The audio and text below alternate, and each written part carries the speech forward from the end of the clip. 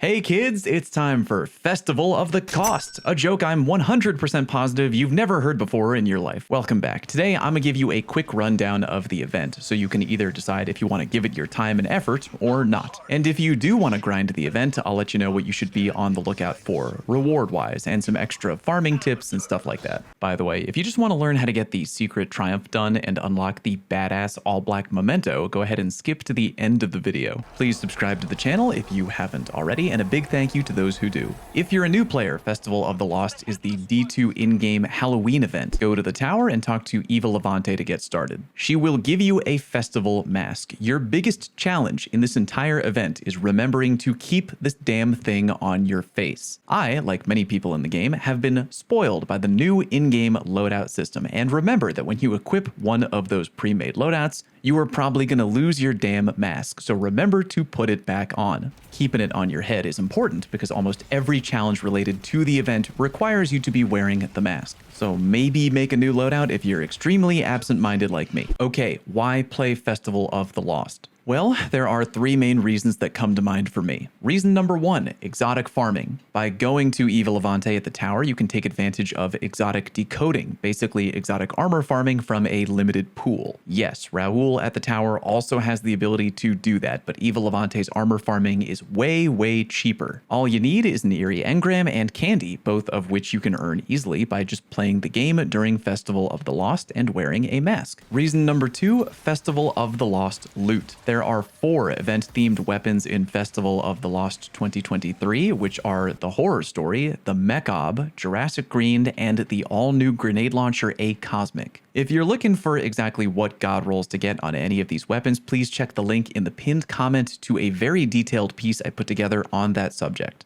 If you want the short version, I got you. There's a chance that the revamped Horror Story may actually be pretty good in PvP, although auto rifles did catch a slight nerf today in the patch notes. Also, the Mech-Ob is a completely top-shelf PvP sniper. If you don't have one, go for that, and Jurassic Green, I'm kinda lukewarm on. The A-Cosmic grenade launcher, unfortunately, gets completely outclassed by Cataphract in every possible way, in both PvE and PvP. Again, I cover that in another video I already made, link in the pinned comment if you want exact god roll options for the other weapons that I do care about. If weapons aren't your thing, there's always fashion, which of course can be found at the Eververse. To get the main Halloween outfits, the ones you may have seen in the event trailer, you can either spend silver, aka real money, or you can spend bright dust. You can earn bright dust by doing Eva Levante's specific festival bounties, which you can get from her at the tower. The weekly bounties give 200 bright dust each, the daily bounties give 10 each, and the repeatable bounties give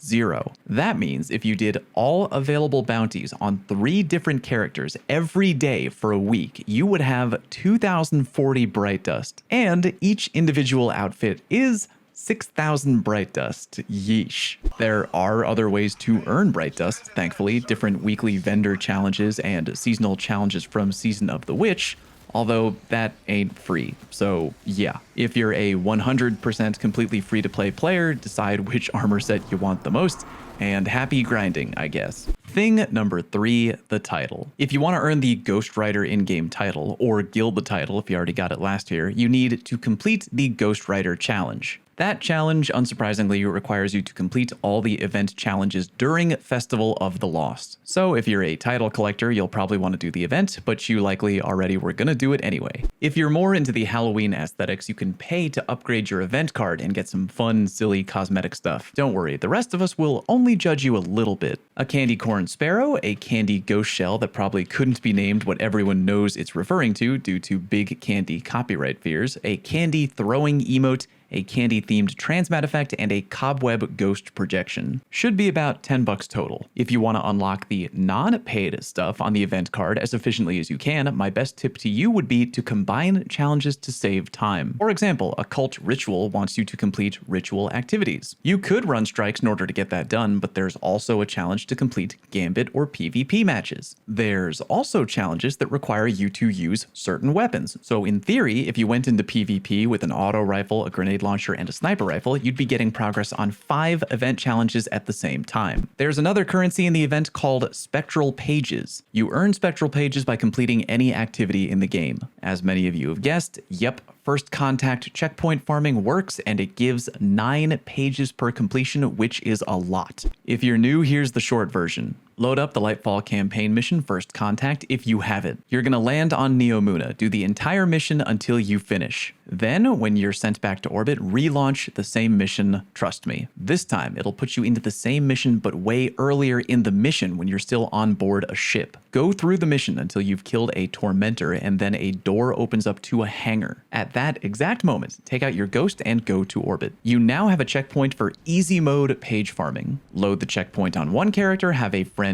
join you, now swap to a different character, one with a festival mask. In the mission, you go ahead into the drop pods to progress the mission. The game gives you 9 pages for free. Now just load the checkpoint up again on your first character, rinse and repeat. Or just play the game normally if you're not a freak like me. Spectral pages can be brought into haunted lost sectors, where they can be converted into manifested pages. If the festival event is anything like last year, aside from unlocking story lore in the Book of the Forgotten at the tower, turning spectral pages into manifested pages also improves weapon drop rate from haunted lost sectors significantly. If you're a total 100% weapon farmer like me, here is your go-to game plan. 1. Farm a bunch of spectral pages, either via the method I just showed you or just play the game. 2. Go into a legend difficulty haunted lost sector because there's a, quote, higher chance for premium loot. And of course, before launching, be sure to double check what the overcharge is so you can take advantage of it. 3. Beat the haunted lost sector and get loot drops, eerie engrams, and candy. 4. Keep doing this, and remember to go to the tower every now and then when your candy count is really high so you can directly focus which weapon you want from Evil Levante. Oh, and